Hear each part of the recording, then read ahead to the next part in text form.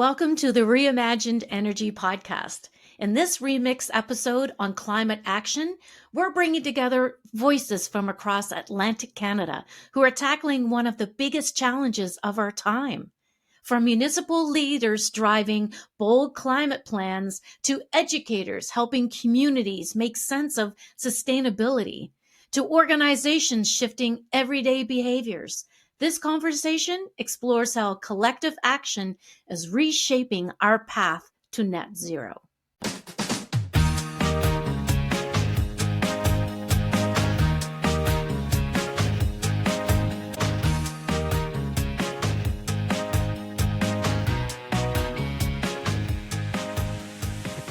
Because I've been talking to a lot of people across Canada, and Halifax has really been put on the map, in terms of clean initiatives or green projects, that type of thing. So where is Halifax currently with all of that right now? Yeah, I'd say we are a leading city in Canada, and some people say beyond, with the new climate plan that we have. So we were an early adopter of doing greenhouse gas inventories in the 90s. We were one of the early adopters for the Partners for Climate Protection program that's run nationally. And we've had climate plans for decades and decades. But we really needed, like with all the new climate science coming out, the new net zero ambitions and what we were seeing on the ground with what's happening in Halifax with hurricanes and temperature changes and all kinds of things, we really wanted to redo our entire plan and also layer in climate adaptation. So like preparing for impacts. And so I think our plan, it's founded in science. So it's not what can we do that's possible, that's not too tricky. It's what do we need to do that science says we need to do regardless of the barriers that we're facing and all of the work it's going to take and the investment that's needed to try and get to our 2030 and 2050 targets. And that's something that not every other plan has. And a lot of cities have looked to us to understand how we developed our plan, who we used to help us in the consulting world and things like that, and for advice. And a lot of people have since put forward some really amazing climate plans. And there were lots before us as well. Like Toronto's Transform TO plan is amazing. Vancouver's always been a leader in the space. We're not the only ones. But I think this plan has really put us on the map because we're being quite brave with our leadership. Our council's made serious commitments and now funding commitments to make sure it's not just a plan that sits on the shelf, that we're actually trying to mobilize and really transform our city and our systems to address the climate crisis. So is that how Halifax 2050 is that under that umbrella? So Halifax is the name of the climate plan. So the ACT in Halifax stands for Acting on Climate Together. It's a little cheesy, but it's really about needing all of our partners, other levels of government, public, business, utilities to all come together. Because as a city, we only directly control about 2% of the overall emissions that happen in our city. And so, we can influence and drive some of the changes for the other partners, but it's really about working all together to reduce the barriers and figure out the new policy required and like where's the financing coming from and all the different pieces to just try and go faster and bigger, because we've been way too slow in working on climate change for over 30 years. Like we've known it's a problem for a really long time. And one other thing about leading with this climate plan, I'd say, is the way that we developed it. So we really tried to include everybody right from the start. We were very intentional and probably did one of the better jobs as a city government with engaging everybody, all different communities, our Mi'kmaq population, our African Nova Scotian communities, nonprofits, everybody, academics, and we kind of co-created the plan together and approved in principle to the net zero by 2050 target. And we had these big planning sessions. It was all right before COVID, so they were in person. And we really had this lens of prioritizing vulnerable communities and vulnerable infrastructure and vulnerable ecosystems, and just really trying to have, happy, healthy communities that thrive, because you're not going to be prepared for climate impacts if you're already struggling in different ways. So there's a real social and equity lens to the work that we do. Why is it important to invest in climate initiatives now? Well, we should have done it a long time ago, but better late than never. And it's really about like we really have a narrowing window of time to drive down our emissions. Like our ethically determined carbon budget for the city, we're set to blow it by like 2027 or 2028 if we keep with the more business as usual approach to doing things. And if the whole world does that, every city, every province, every country keeps on going too slowly, we're going to see the repercussions of that warming for a really long time. Like if we were to stop emitting all greenhouse gas emissions today, we'd still have impacts for years and years to come, right? So we really need to be looking at solutions that shift our energy system entirely, reduce the energy demand of our buildings, change our transportation system, get more people in buses and on active transportation, as well as switching to EVs, like all these kinds of things. It takes like a massive effort to change something that's so entrenched in the way we've done things as a society for a really long time. Yeah. That that's really amazing. I mean, um, so getting back to your earlier answer about Halifax and Hala Act 2050, you said you consulted with businesses and also with residents as well. So what can residents do? What can people do to advance this a little bit further? Yeah, it's a really good question, and it's one that we hear a lot. There's a real feeling of overwhelm and like a lack of power around individual work in climate change. So much of it is needed to be done by government, by utilities, by the engineers, by the scientists, right? So we spent a lot of time thinking about this, and we have a page on our website about things to think about if you are wanting to take action. First of all, voting is really important. Voting for people who reflect your values and beliefs that are environment and climate related, as well as others. Also voting with your dollars.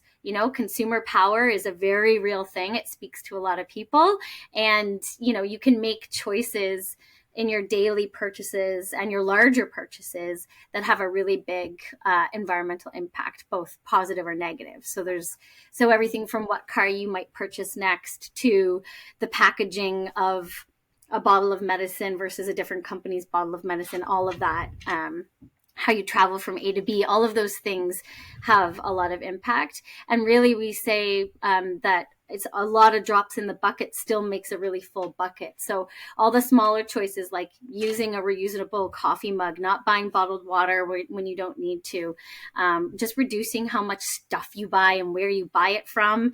Is it coming from overseas? Because there's a lot of emissions related to transportation of goods, all of those things. It's like those little things in your daily life, like, okay, what could I change that would make me feel like I'm doing something that's not too uncomfortable for me? Like, what's a good step? And then once that feels good, maybe you want to take another step, things like that. The food you purchase, really climate is everywhere.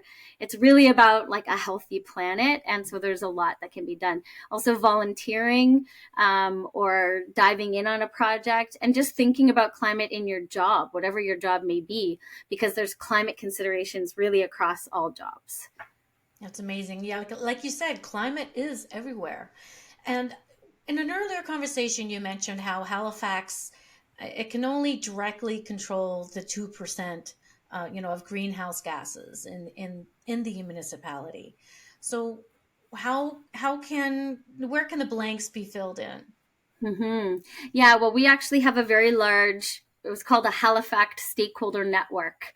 It's the group of people, it's over 100 organizations that came together to create the plan. We've kept that alive, and we meet every 3 or 4 months, and we try and drive action, amongst ourselves. We update each other on important new pieces of policy or funding opportunities, new things that are happening, both locally all the way to internationally. And we've trained people in that network in the collective impact approach to trying to do climate change work. So really trying to work in these faster planning cycles and think beyond long-term planning that doesn't really work because everything's changing so quickly in the climate space. Lots of new tech advances and policy changes and things like that, right? So we're trying to figure out how to best foster that network for change.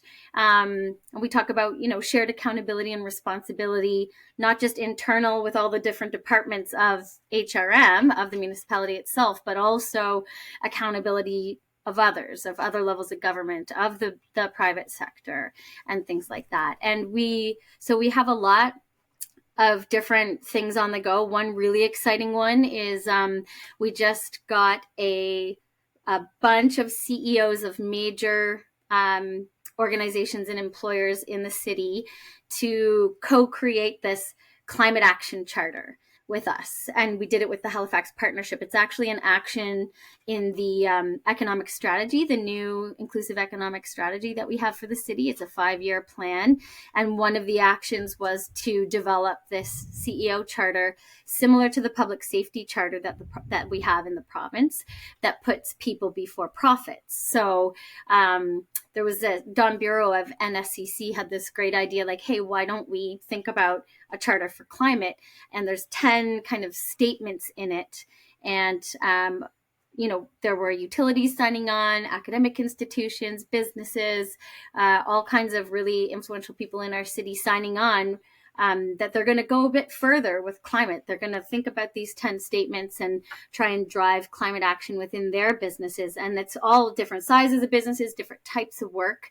And then the partnership and the city are going to support that network of CEOs that are going to do that, because we really need the private sector to play a big role in this too. So we're just trying to get into every little nook and cranny. We're running an education campaign in all of our libraries right now about climate change and trying to hear from people on what they have questions about, what they're concerned about, what they would like to see from the city to move forward. So we've got a lot. We're doing grants, these little climate action challenges where community groups get small grants and they get training to move their climate ideas forward, all kinds of things. Oh, that's awesome. And it has to start somewhere. So what shifts have you seen in the past 10 years in the energy sector?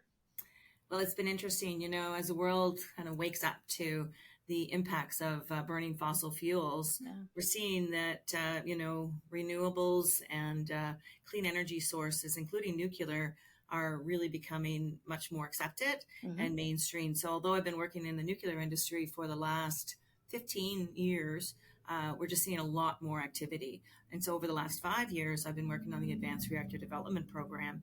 And we are just, the world is starting to see that, we can't get to net zero with renewables alone. And when you look for baseload power, nuclear is it. So we're seeing a huge shift towards nuclear energy. Interesting.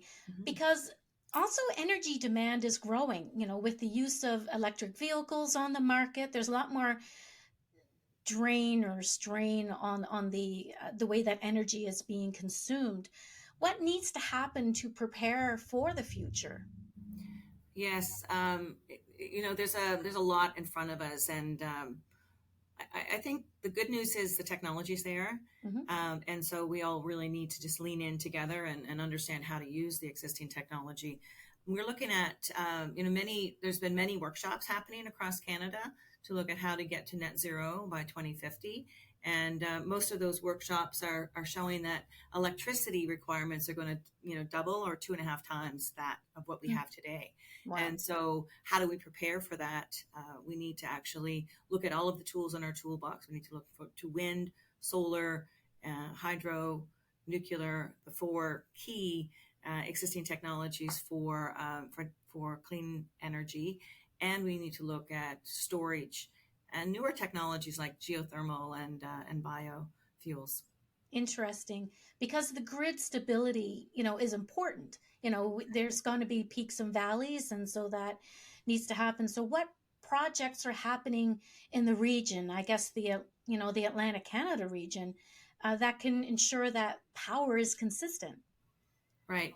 So we are, and I'm going to give it from, give you my perspective from New Brunswick's point of view, and Mm-hmm. that's really where my focus is. But I will assume that Nova Scotia, Prince Edward Island, and Newfoundland are all looking at, their own integrated resource plans for their provinces and how all of the interconnections work. And so we do buy power from Quebec. We will be strengthening our ties to Quebec, strengthening our ties to Prince Edward Island and Nova Scotia. And so we need to make sure that the grid, the infrastructure of the grid remains, that the maintenance is carried out and that remains strong for us. But now what do we put on that grid is just as important. I'll give you an example of what we have to look at when we're looking at grid stability. We had the coldest day of the year was February 4th of 2023, and that's where we hit our peak. And we needed approximately 4,000 megawatts of energy to meet that peak demand. We had very little wind available to us because it was very windy. The wind was howling through the province, and wind turbines don't operate well under high winds or low winds. And it's the middle of the night. There's not a lot of solar energy required. So we had to use all of the resources that we had in our at our disposal. I would assume that Prince Edward Island and Nova Scotia and Newfoundland and Labrador will be looking at that same requirement. How do we meet our demands, especially in the wintertime for Canada? And so how do we keep our grid stable, and how do we provide clean energy to that grid? It's it's complicated, but it's doable. Yeah, it sounds like you say it's doable, but it sounds daunting. Like it just, to me, it does. But I'm sure you guys have it all in hand. So there's a lot of people working on it for sure, and definitely making sure that the strategy's there and that we're going to have the power available to people when they need And it. there's a lot of smart people working on it too, from my experience, from what I'm seeing from my angle. More and more people, we were talking about this earlier, how more people are curious or interested in where their power is coming from. And also the environmental impact. How do we include, the average person in the energy conversation? Like, is it educators? Is it curriculum? What energy means?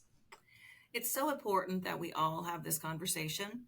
I'm probably not the person that gets invited to dinner parties sometimes because maybe I want to talk about energy a little too often. Oh, I'd love to but have it's you. so important that we all understand, where's our energy coming from? And when we don't have it, that's when we think about it. It's like, oh my goodness, when is it coming back on?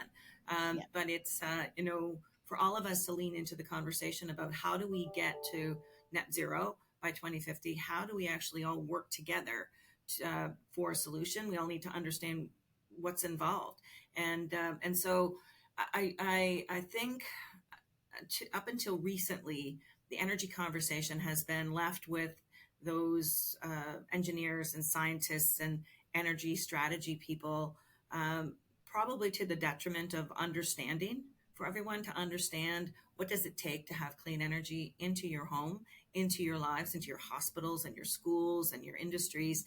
And so we're trying to shift that. We have been bringing educators to the station for a conversation around energy. What does energy, look like? How do we get it? And then we take them for, a walk through the nuclear power plant to say, this is what nuclear power really looks like. It's not really maybe what you imagine. It's clean. It is, pristine, really. And that's one of the comments we typically get from the educators is, I didn't realize how clean this was going to be. And so we want them to understand this is how energy is made. This is what it really looks like when you're in the power plant. And these are all of the operators that work here, high degree of professionalism. Nuclear safety culture is like the most important thing at the nuclear power plant. And so we want them to understand, you can see a windmill and you can see a solar panel on a rooftop, but you don't often get a chance to actually see a nuclear power plant and what's involved. And also, taking people to see a coal fire plant or a hydro plant. It's important for people to see, okay, this is where my power is made. And then it gets transmitted to the lines and then it makes it to my home. We often think of the line and the home, not necessarily the plant where it's actually coming from. Yeah, that's correct. That's important. It is, definitely. Where does diversity inclusion fit into the climate change conversation? As I said a little earlier, oftentimes we've left the energy conversation with those professionals, the engineers and the scientists and the energy strategists, and and it hasn't really served us that well. We are still struggling with having more women in energy production. Mm-hmm. When I joined, MD Power back in 1989, very few women were operators. Very few women were, electrical engineers and civil engineers, mechanical engineers. The engineering has gotten, we've been getting higher numbers, but we're still only at about 18 to 20% Hmm. women in the nuclear or in the energy industry. And Yeah. so we need to improve on that. But I believe, and I'm biased, of course, because I'm a woman, but I believe we need more women in the conversation because, we're gonna have a different conversation. Women typically will be looking to the future of their children and their grandchildren, and what does this mean for my family? Men do Yeah. too, but women tend to be a little bit more focused on the future generations, Mm-hmm. and definitely Indigenous people are focused on 7 generations out. And so we've been trying to do our environmental studies from an Indigenous lens.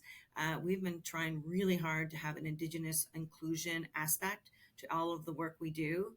Indigenous women, when you get that mixture and you have those conversations, it's just a different conversation. We need to have all of them. We need to have all of the conversations, and we all need to trust that we're all in this together and we're working together for future generations. Absolutely. Totally agree with that one. In your professional opinion, what do the next 5 to 10 years look like? So the next 5 to 10 years, I believe, are going to be that period of time when we're actually all trying to figure out how do we do this together. Mm-hmm. Where I'm a member of Women in Renewable Energy. I'm a member of 1 Million Women, Women in Nuclear, Women in Energy. There's lots of opportunities to actually get involved there. Right. But there's also, many, many other professionals that are looking at how do we do this? How do we solve this issue of getting to net zero by 2050 and trying to collaborate and pull all of these networks together so that we're all having actually a progressive conversation, a positive conversation about how do we solve the issue, Mm-hmm. not how do we be divisive. We need to stop the division, and we need to stop saying it's this or it's that. It's everything. Anything that is considered to be a clean energy source needs to be included in the conversation, and we need to start knitting it all together so that we can actually, build the solution together. So I think the next 10 years will be identifying what the solutions are, coming together to actually put project plans together, getting our licensing plans in place, getting our environmental assessments done so that we can actually do the demonstration, of this is how these plants will operate. This is how they will integrate to the grid. This is how they will help to decarbonize industries such as refineries and pulp and paper mills, steel mills, and other mills like that, because that's another area that we have to actually, solve for. And then I'd say for the next 5 to 10 years, it's that solution stage.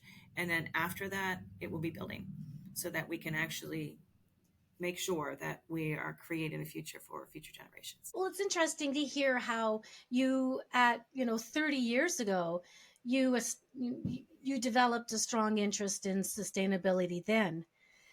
And you were very much an early adopter because not a lot of people were thinking at that time about sustainability. You know, um, Well, yeah, no, that's a good. I mean, there were people talking about these issues way back in the 70s and probably earlier, and but the 80s into the 90s, the Brundtland Commission, the Commission on Environment and Development, and early talk of global warming, as we call it, instead of right. climate change, which is an interesting slight mistake we made because people still talk about global warming and they go, well, it's still cold, so is it really global warming? But of course, it's climate change, more extreme weather, and all that. Mm-hmm. So yeah, I do feel I was part of a group. There was a lot of us, but we were definitely somewhat on the fringes. And people would say, oh, well, you're just, you're going to cost people jobs. And I was very interested in green economics and talking about, well, what if we can create jobs that actually has a more sustainable environmental benefit?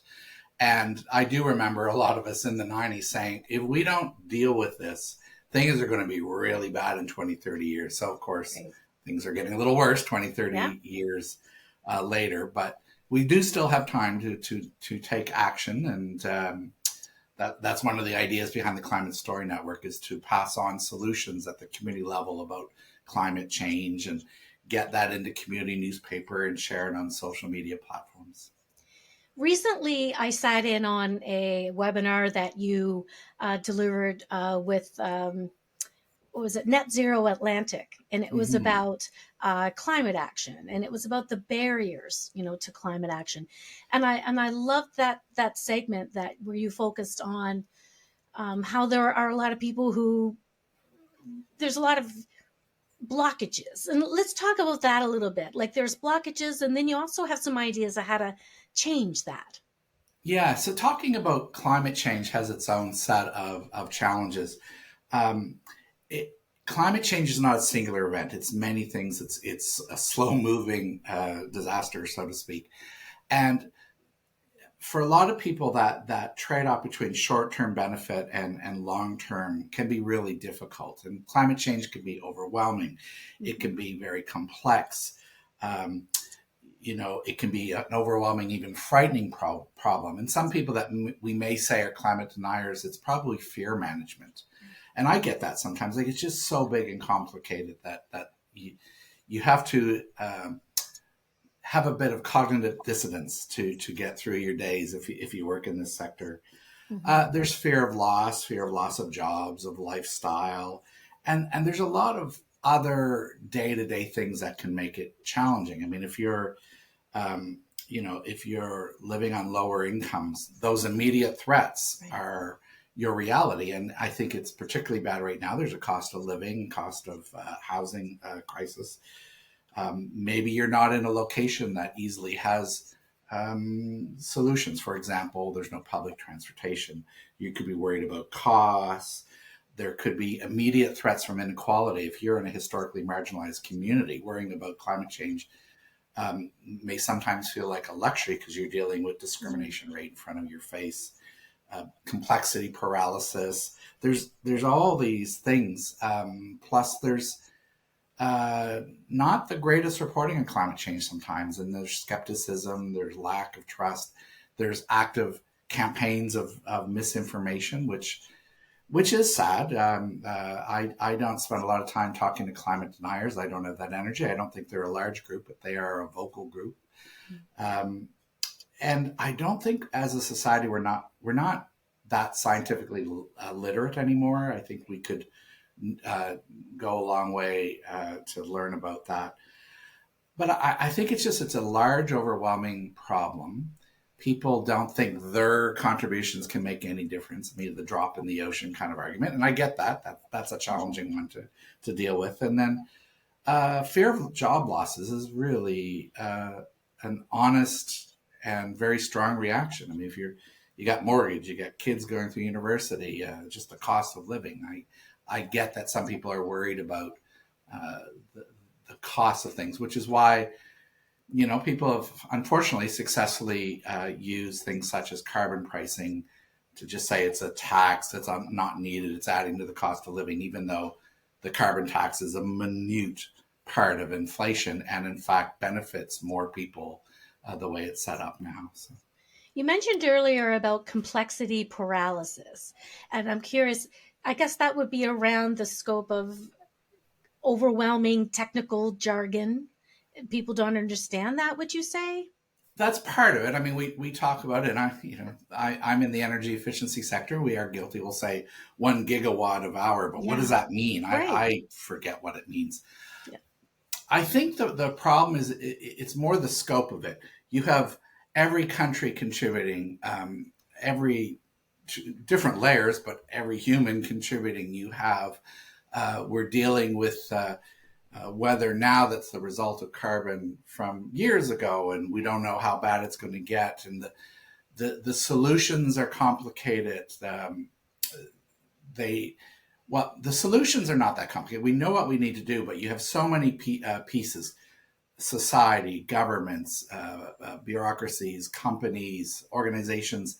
Sometimes they disagree on the solutions. They're fighting. So you have people deniers.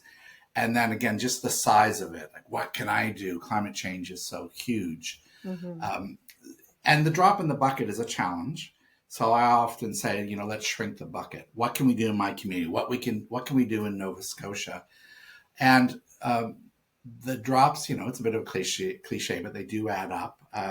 They're a bit of a gateway to deeper solutions and work. But the other interesting thing is we can talk about co-benefits. So if you take action around climate, you can also make our ecosystems maybe healthier, more diverse. You can create green jobs. You can empower Indigenous communities. You can create those types of jobs that young people want, so they'll stay in this region. So I think co-benefits is interesting. I think we can talk more about values. In general, from my background, because what I didn't say is my second university stint was in adult education. And one of the foundations of adult education is you start where your learner is. And that's something that we in the climate sector can always do a little bit better. Sometimes we start with our organization, but you start with the people that you're trying to reach and go backwards.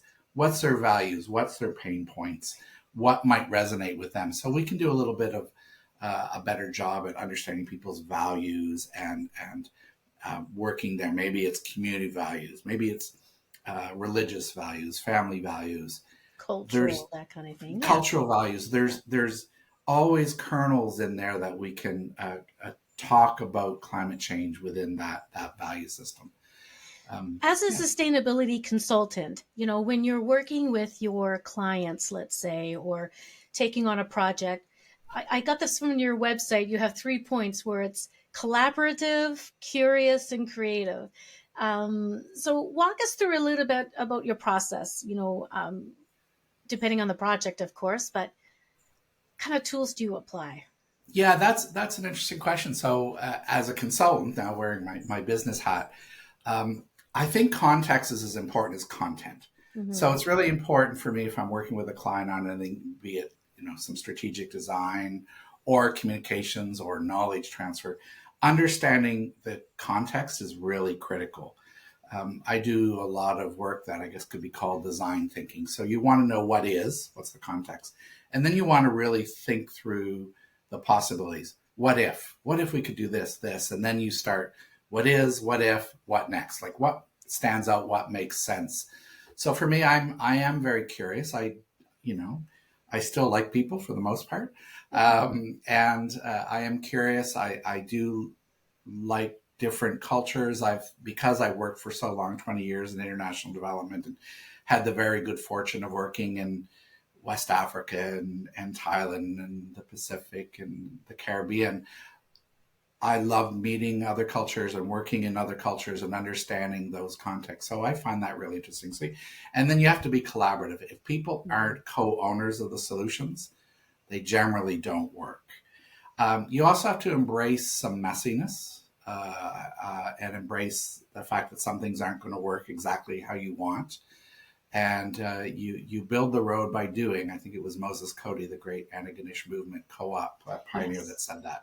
You build the road by doing, and make sure people are very involved. But really know your audience, their values, see how there is co-benefits on any project.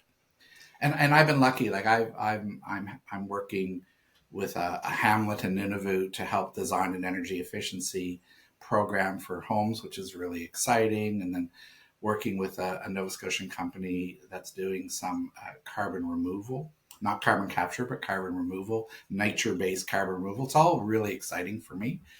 There's a lot of really cool stuff happening. And so I'll be honest, like my informal slogan is I just want to do cool stuff with cool people. So that's where I am as a. You mentioned earlier how, what did you say exactly? It's yesterday's or today's climate or today's weather systems are a result of yesterday's actions that we did. You know, so Yeah, and that's which is a fact. It's doom and gloom, but at the same time, we have to have some hope and optimism in there too to inspire people to take action. Because you we don't do inspire need. I people mean, by you should be doing this. yeah, like guilt is not a great long term solution. It just isn't. We know this. Um, we can encourage solutions, and for those that aren't that interested in climate change, again, some of these solutions are creating really good jobs, Mm-hmm. and we can be a leader in green jobs and certain sustainable economies. So there's the co-benefits. I think we do need to support and promote a bit of cautious optimism. It is true that some of the effects we're feeling now are from things we did years ago, and that is the reality, which is why, some carbon removal techniques and work could be really exciting if there is a chance to turn the clock back even a little, buy ourselves a little bit more time. Um, Another thing I think those of us in the climate space perhaps have done a bit too much and we shouldn't have is we say we need to do X by 2050 or 2030. So we put these targets. Right. But subconsciously we've sort of created a situation where people think there's a lot of time. There isn't. But they're like, oh, well, we still have time to reach those targets. But of course, every year you don't take action, you have fewer years to really get into meaty reduction. So we do need to talk a little bit better, but we need to do this much every year Right. for the next whatever years to get there. But And it's funny because you mentioned that, and I was thinking in the yardstick of sustainability, from let's put it on your personal observations from when you started to where we need to be. Where are we on the yardstick, I guess, of sustainability? Are we halfway there? Are we oh, six? yeah, that's a hard. I couldn't answer Right? that. I mean, Yeah. there's been great advances in solar energy and energy efficiency and more sustainable transportation, and that's actually really exciting because energy, of course, is a key part of this. So that's exciting. We need to do so much more. Nova Scotia is now looking at more solar, community solar, and interesting projects like that. As a society, we conspicuous consumption and buying cheap stuff that doesn't last is obviously an issue that we have to address. I see a lot of hope in First Nations, Inuit, and Métis communities across the country getting involved very heavily in clean energy projects. That's exciting. You see it here in Nova Scotia. So there are some exciting things happen. We need to keep doing it. It's sad that we have to spend time arguing that climate change is real. I would much rather us be arguing about who has the best solutions. That's what I would love to see. Every political party arguing over my solutions on climate change are better than yours. And we're not seeing that. We're just, Right. Some parties are, but some parties definitely aren't. And it's hard to deny when you look at the data and year after year is getting hotter and the wildfires and the storms. And it's a little frustrating as someone who's been in this space for a long time to hear people still denying climate change. Yeah. But people smarter than me have said, if we're wrong, if climate change isn't as bad as we say it is, what have we done? Well, we've actually created more energy efficient homes, cleaner energy, more green jobs. If we're right and we don't do those things, the end result is much far worse. Worse is not really, or much far worse. That works. Hi, Ruby. Thanks for joining me. Hi, Maria. Thanks for having me. I'm so excited to be here today. I know. It's just fantastic how I was reading about your company and you're doing a lot of amazing things around behavioral change. And that's where it all starts. And tell us, about your commitment to conservation at Think Well Shift. Sure. So Think Well Shift, like you said, is a behavior change organization that we are in resource conservation, energy efficiency mostly, but we like to, what our motto is making change through choice, which is basically giving people some control over their sustainable habits. It seems like, sustainability is the trend right now. It's been the trend for a little bit. And a lot of people don't know where to even begin. They feel like they don't have control because we talk to people who are like, well, what am I supposed to do when the big organizations are the ones who are doing the most pollution and Exactly. affecting the climate change and stuff? So people are a little more hesitant about just diving in when they don't have enough information. So we now give people information and we break it down to a point that a regular person like you and I can understand. Yeah. Not like the engineers or like, like anything high level, like break it down so they can just understand basic things they can do to be more sustainable. And we give them the choice. We're like, listen, we know, like it seems like it's a lot. There's so much going on. There's so much information being given to you. But let's try something as simple as small behaviors that anyone can do, like turning off lights when you leave a room, taking a shorter shower, turning off the faucet when you brush your teeth while you're just brushing your teeth. Simple things that they can control, right? And then from there, we build into bigger behavior things and then jump into like things that cost money because most people don't want to jump into spending money right away, right? Like, No. nobody wants to spend $2,000, $4,000 right away. But if you give them the small steps, the things they can definitely do on their own that are simple, and then once they're happy with that and we celebrate with them, we're like, oh my gosh, you're doing all these things already. That's exciting and excellent. All right. Awesome. You've got all this. Your house is energy efficient. You've got insulation in your house. Well, have you ever considered, potentially switching from oil heating to something else? Because these are big spenders and people are always hesitant to just spend this money without information. If all they hear is, oh, it's better for the environment. Yeah, but is it good for my pocket though? Right. So we're giving people choice. And it's those small steps that add up, like you Exactly. just said. No, I'm curious, what led you down to this career path of resource education and what led you to here? Honestly, it's such a funny story. I just, like I always say, I stumbled into energy efficiency. That's literally my phrase. I didn't know anything about it Same when I here. joined. I had no idea what it was. Like I used to hear the buzzwords and I'd be like, oh, there's something around sustainability, environmental education, energy efficiency, but I had no history on it. And so when I had my son, which would have been 2017, he was born really early and it was just such a traumatic experience, him being in the NICU.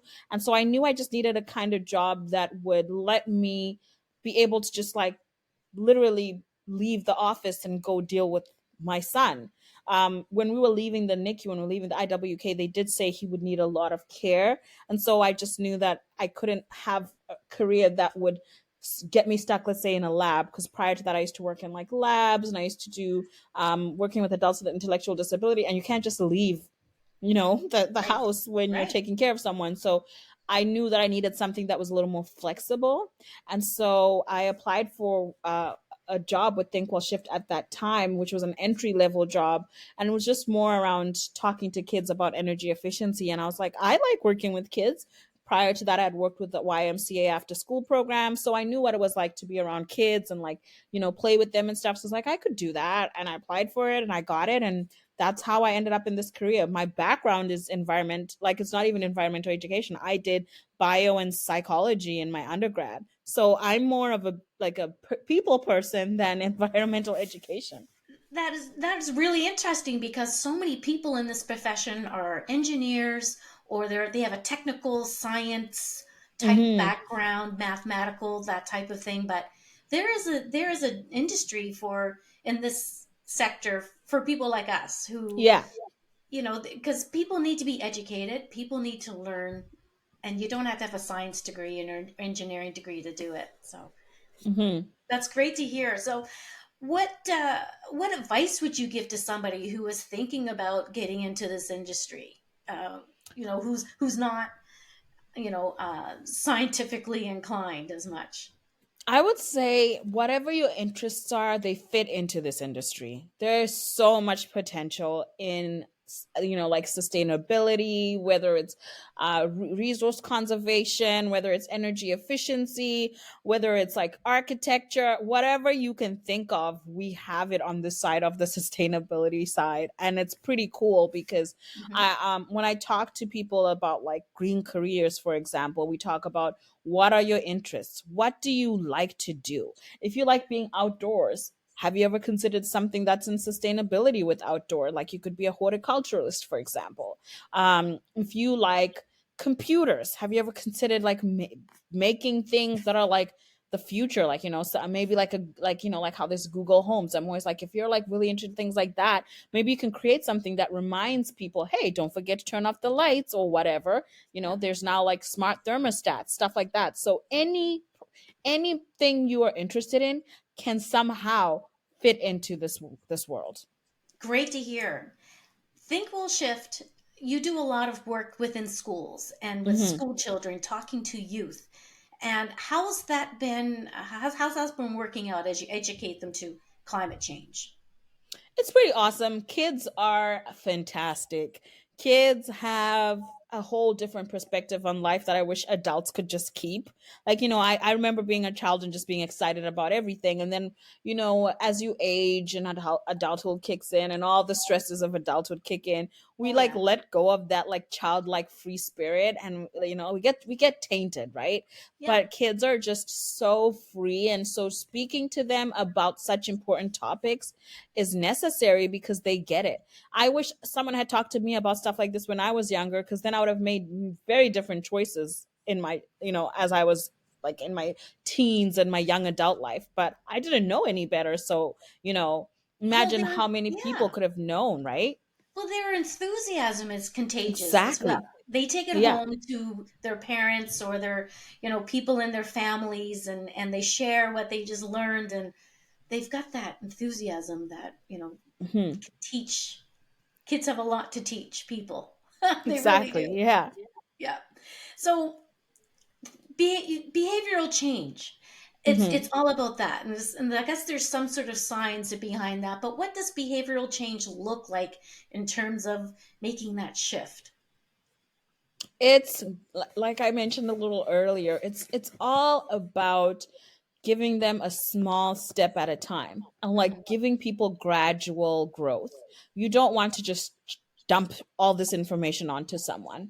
It's too much. Like the world is so, like I say it all the time to all my friends and coworkers, like we now live in a world that has way too much information. Literally at the click of a button, you have all this information. There's Wikipedia, there's Google, there's all this stuff that's just throwing information at you. You turn on the TV, on the news, there's more information being thrown at you. And there's just like an overload of information for people. So when we're trying to like give people that behavior change around sustainability, we don't want to overload them with information around it. Like we're not giving them the high grade star level of this is where you need to be right away. We're not talking about any of that, right? We're starting right at the bottom, like I said, about like, okay, do you take shorter showers? Have you ever considered it? And then we give them other facts they wouldn't know. Things like, oh, did you know that if you were boiling water, if you put the lid on the pot, it actually boils the water faster, meaning that you reduce the amount of time that your stove is on, and all this stuff. I never knew that. Yeah, I know. It's a pretty interesting fact. But we give that to people so that they can start gradually learning more and more and more and be more receptive to this information. Because if you give them overload, that's just like someone's going to check out. Like, eventually they're going to be like, this is too much for me. That's not and also we live in a microwave society that's like everything has to be done right now. So people kind of like freak out when it's like, oh my gosh, you telling me I have like 10 months to do all this stuff? It's too much. So like we try to like gradually give them like information. That's it for this remix episode of the Reimagined Energy podcast. Today's discussion reminded us that climate action isn't just about technology or policy. It's about people. Every decision, every conversation, and every step matters. If you enjoyed this episode, be sure to subscribe and share it with others who care about building a cleaner and more resilient future. Thanks for listening, and let's keep reimagining what's possible together. I'm your host, Maria McGowan, and we'll see you next time.